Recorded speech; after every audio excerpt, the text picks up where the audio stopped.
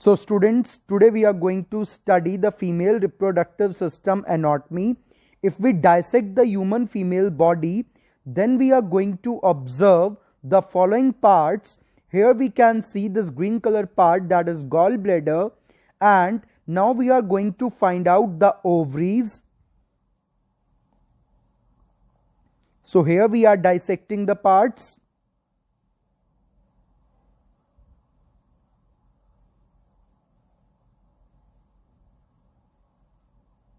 Just to take out the ovary, here we are dissecting.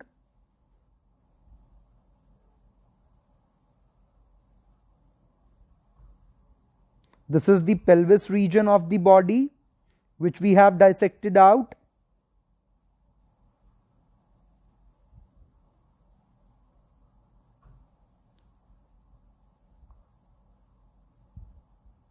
Now, here we can see the kidney and this pink color small structure, this is the human female ovary. Now you can see it is a very small almond shaped structure. This is the ovary, this is second ovary. Here is the first, and on another side we have second ovary, and here is the oviduct which is passing over here. This we are pulling out the oviduct or fallopian tube, which is about 10 to 12 centimeter long structure. And here we have this part which is called uterus, and we cannot pull out the entire uterus from here. And if we see the uterus from upper side, we observe these following parts. Here is the uterus.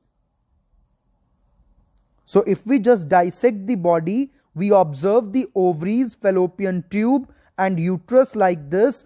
This part which you are seeing over here now, this is the terminal end of uterus which you are seeing over here, and below that there is the part of cervix and vagina.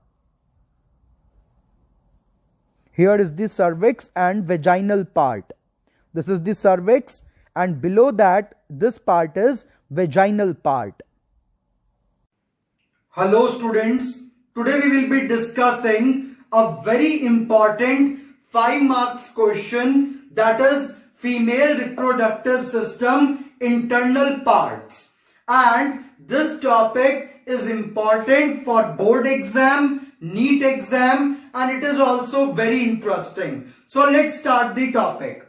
If we are talking about the female reproductive system, then in case of anatomy, let's start from the very first part, that is ovary. There is a pair of ovaries in human female. एक human female के अंदर ovaries का एक pair होता है, यानी कि 2 ovaries are present in a human female, and this ovary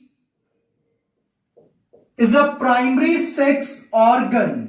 So primary sex organ is ovary. It is about 2 to 4 centimeter long, 2 centimeter wide and 1 centimeter thick. तो अगर हम इसकी जो है मेजरमेंट्स की बात करें, तो ओवरी बहुत छोटे साइज का स्ट्रक्चर होता है, and it is a primary sex organ, and there are 2 ovaries in a human female, and the measurements of ovaries are, it is 2 to 4 centimeter long, 2 centimeter wide and 1 centimeter thick. और इसकी जो shape है, that is just like an almond. तो ये एक बादाम जितनी लगती है देखने में, और इसका साइज लगभग होता भी उतना ही है. तो ह्यूमन फीमेल ओवरी के अंदर अगर आप देखें तो आपको 2 पार्ट्स मेनली देखने को मिलेंगे, that is cortex and medulla, which we are going to discuss in the next lecture. तो अगर अब हम ओवरी की बात करें, तो it is the primary sex organ whose size is almost equal to the size of an almond, and it has 2 parts, that is cortex and medulla. And now we are moving to the next component that is fallopian tube. जो female के अंदर fallopian tube है, तो दोनों ovaries के ऊपर एक एक फैलोपियन ट्यूब जा रही है और फैलोपियन ट्यूब लगभग 10 to 12 सेंटीमीटर लॉन्ग होती है। It is muscular in nature and has cilia. तो फैलोपियन ट्यूब 10 से 12 सेंटीमीटर लॉन्ग एक मस्क्यूलर ट्यूब है which bears the cilia, and its uppermost part is considered as infundibulum, which covers the ovary, and its frontal part is called fimbriae. तो अगर suppose करिए कि ये मेरा हाथ एक ओवरी है, तो इसके ऊपर लगातार फैलोपियन ट्यूब इस तरीके की मूवमेंट्स करती है ताकि वो ओवरी से निकलने वाले एग को कैप्चर कर सके। तो एग को कैप्चर करने का काम होता है सिलिएटेड स्ट्रक्चर फिम्ब्रिए का, which are finger-like projections present in front of infundibulum। तो infundibulum की finger-like projections which captures the egg from the ovary is known as fimbriae। और जो फैलोपियन ट्यूब है या ओविडक्ट है, उसको हम मेनली 3 पार्ट्स में डिवाइड करते हैं। Part number 1 infundibulum, part number 2 ampulla and part number 3 isthmus। और infundibulum का फिंगर लाइक प्रोजेक्शन क्या कहलाता है? फिम्ब्रिए। और infundibulum और फिम्ब्रिए का काम क्या है? To capture the egg. जब ये एग को कैप्चर कर लेंगे तो एग को आगे की तरफ मूव करवाने का काम है एम्प्यूला का। And the part of fallopian tube which opens into the uterus और uterine cavity is known as isthmus। तो सबसे पहले ओवरी आएगी, ओवरी के बाद फैलोपियन ट्यूब आएगी या ओविडक्ट जिसको हम कहते हैं, और ये मस्कुलर ट्यूब है। 10 से 12 सेंटीमीटर लॉन्ग इसका साइज है और इसके पास सीलिया होते हैं और वो सीलिया एग को आगे की तरफ प्रोपेल करने का, धकेलने का काम करते हैं। और अगर हम बात करें फैलोपियन ट्यूब की, तो इसके अंदर टोटल 3 पार्ट्स हैं। Number 1 infundibulum which captures the egg, number 2 ampulla which propels the egg, and number 3 isthmus। और isthmus खुलता है यूटेराइन कैविटी के अंदर। Now we are coming to the third part, that is uterus. तो part number 1 is ovary, part number 2 is fallopian tube, and part number 3 is uterus। तो अगर हम uterus की बात करें तो यूट्रस का जो नॉर्मल साइज है that is 8 centimetre long and it is about 5 centimetre wide. तो यूट्रस जो है नलीपेरस वुमेन के अंदर, यानी कि एक ऐसी लेडी के अंदर, एक ऐसी फीमेल के अंदर जिसका अभी तक कोई बच्चा पैदा नहीं हुआ, यानी कि कोई भी कवारी लड़की है जिसका बच्चा पैदा नहीं हुआ है, या कोई मैरिड वुमेन है और उसका अभी तक कंसीव नहीं हुआ, बच्चा नहीं हुआ, तो उसको कहते हैं नलीपेरस वुमेन। और उस नलीपेरस वुमेन के एंटीफ्लेक्स्ड, यानी कि अभी ऐसा यूट्रस जिसका नॉर्मल साइज ना बदला हो, तो नलीपेरस एंटीफ्लेक्स्ड यूट्रस का जो साइज है that is 8 centimetre long and 5 centimetre wide. तो ये जो है 8 सेंटीमीटर लॉन्ग है और 5 सेंटीमीटर वाइड है।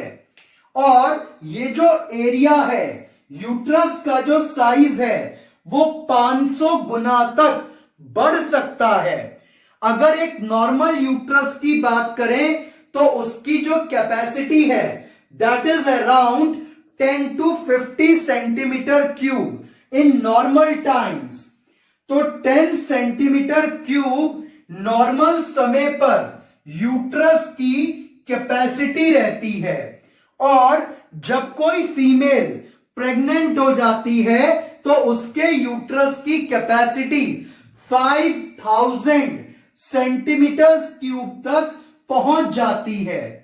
तो नॉर्मल समय में यूट्रस का साइज लगभग इस मार्कर के इतने हिस्से जितना लंबा होता है और लगभग 2 मार्कर से थोड़ी सी ही ज्यादा यूट्रस की चौड़ाई होती है। तो इतना लंबा और लगभग इतना चौड़ा यूट्रस का साइज रहता है और इसकी कैपेसिटी 10 सेंटीमीटर क्यूब के अराउंड की रहती है।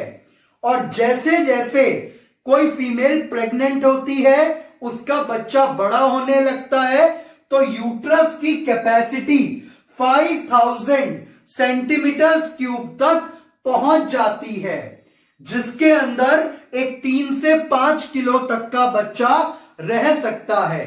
तो जो नॉर्मल बच्चे का वेट होता है वो 2-2.5 किलो से लेकर 3 किलो तक रहता है और अच्छे जो बच्चे डेवलप हो जाते हैं अंदर उनका वेट 4 to 5 केजीज तक रहता है। और उसके साथ साथ एमनियोटिक फ्लूइड और बाकी चीजों का भी वेट रहता है। तो इतने सारे वेट को 7 to 8 केजी ऑफ वेट को अगर यहां पर रखना है तो इसके साइज को बड़ा करना पड़ेगा।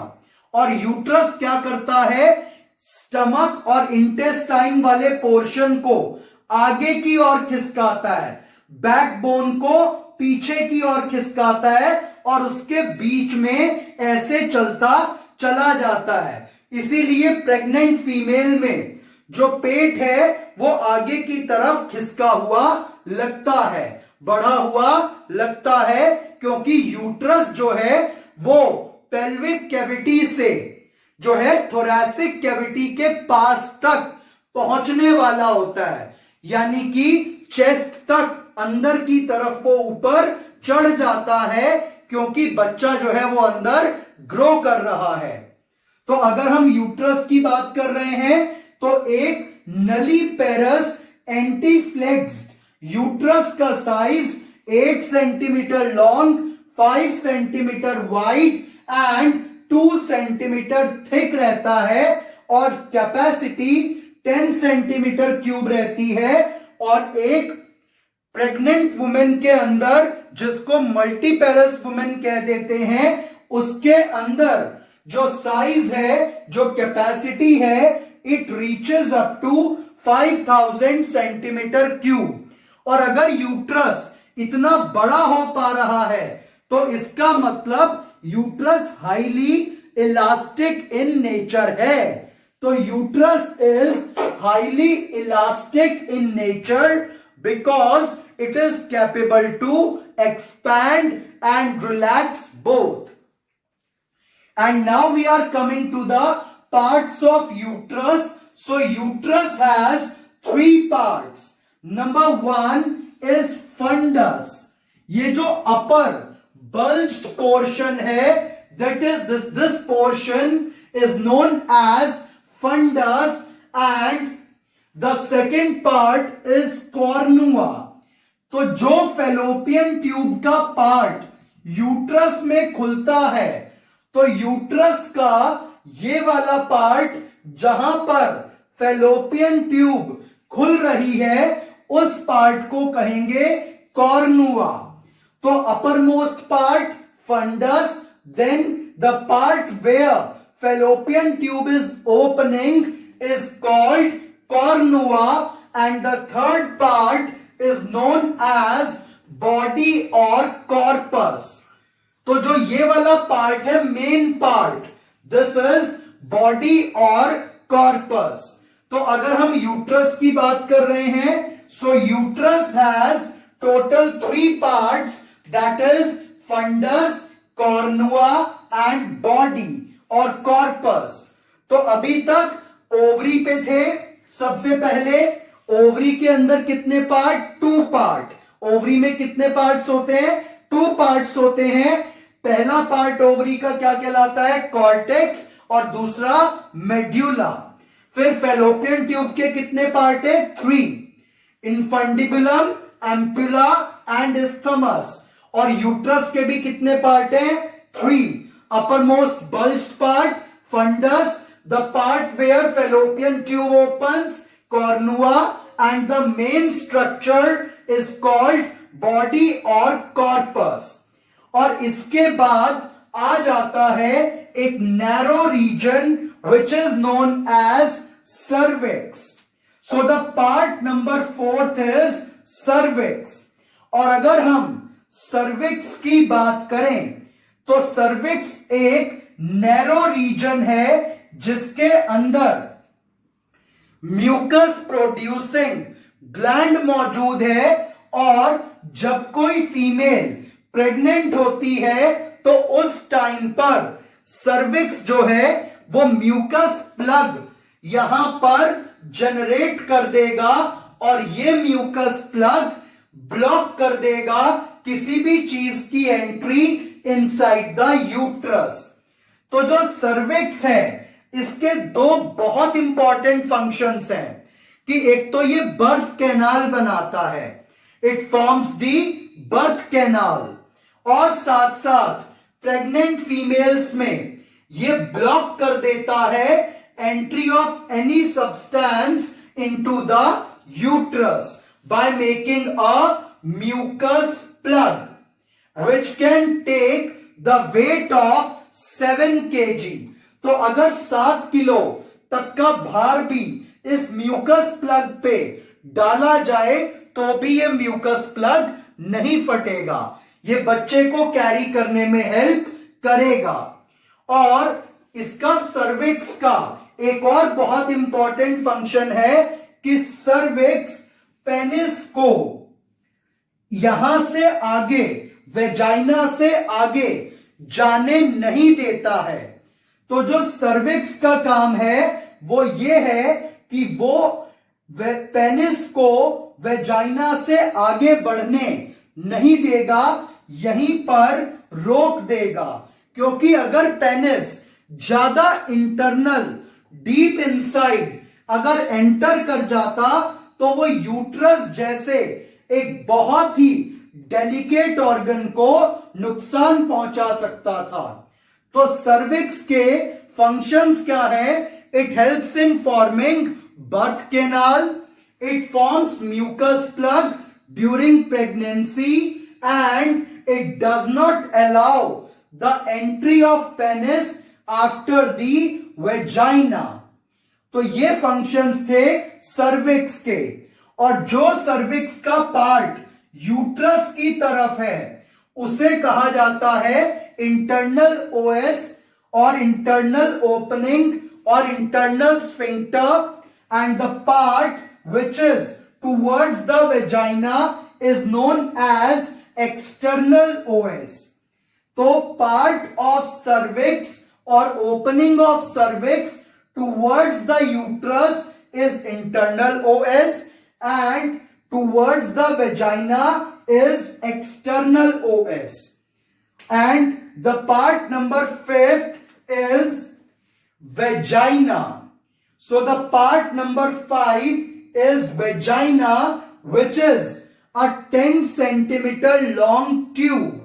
तो वेजाइना एक मस्कुलर ट्यूब है जिसके अंदर इनफोल्डिंग्स पाई जाती हैं.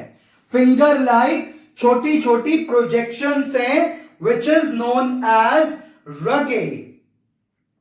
और ये जो रगे है यहां पर प्रेजेंट होता है नीचे a pair of Bartholin gland which secrete mucus और एल्कलाइन फ्लूइड।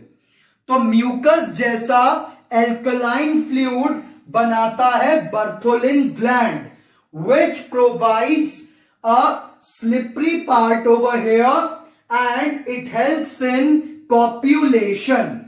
तो यहां पर वेजाइना को स्लिपरी बना करके रखता है बर्थोलिन ग्लैंड का सिक्रीशन, और ये एल्कलाइन इन नेचर होता है और ये साथ साथ लुब्रिकेट कर देता है वेजाइना को ताकि कॉप्यूलेशन में हेल्प हो पाए।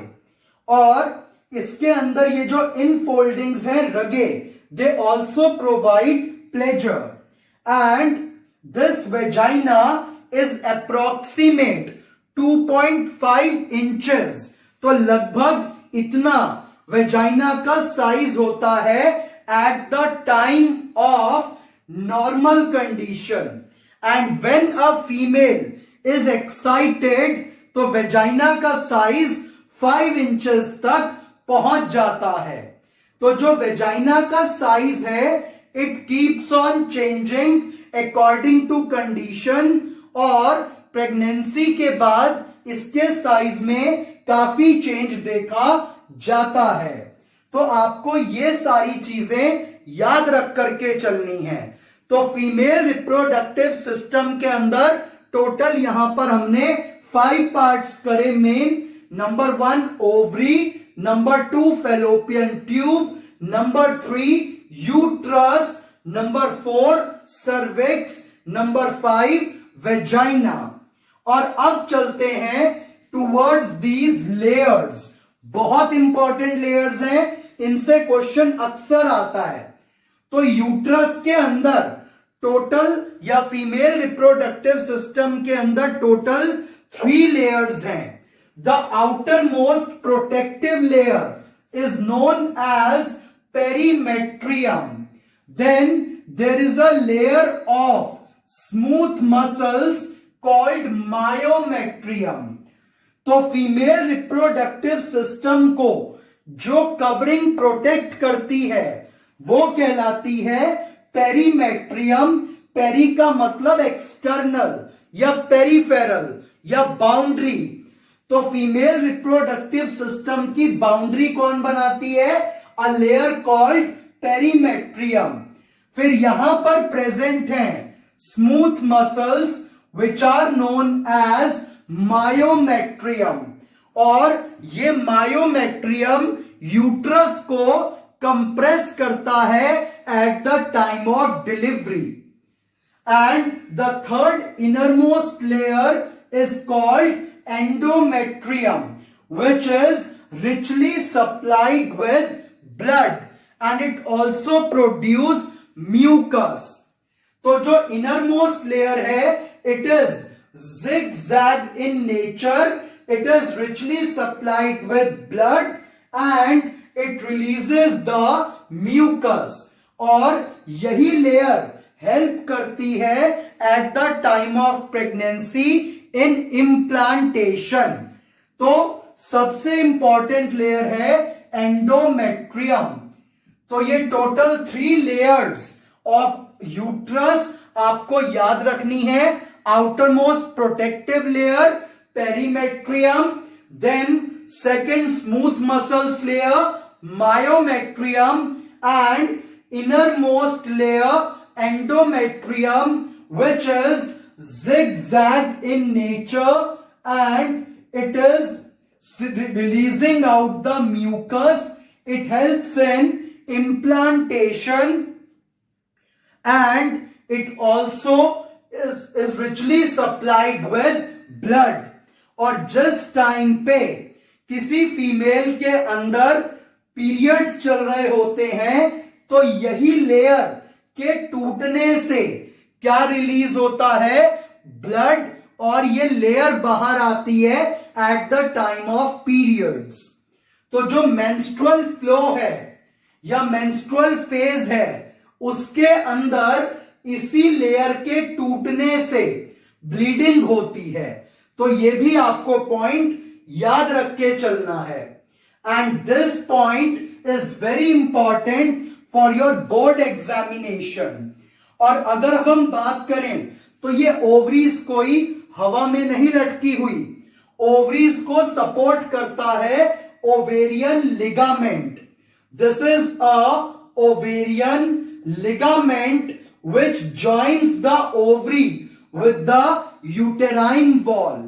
तो ओवरी को यूट्रस की वॉल से जोड़ता है ओवेरियन लिगामेंट। और यहां पर एक ब्रॉड लिगामेंट भी प्रेजेंट है which supports the female reproductive system, and this broad ligament has three parts. Its upper part is called mesosalpinx. This is the first part of broad ligament. The second part, where the ovaries are located, is called mesovarium, and the third part, which is the lower part, is called mesometrium। तो female reproductive system के अंदर ovaries को support करता है ovarian ligament, और बाकी के system को इंक्लूडिंग ओवरीज सपोर्ट करता है this shaded portion called broad ligament. और ब्रॉड लिगामेंट के टोटल 3 पार्ट्स हैं।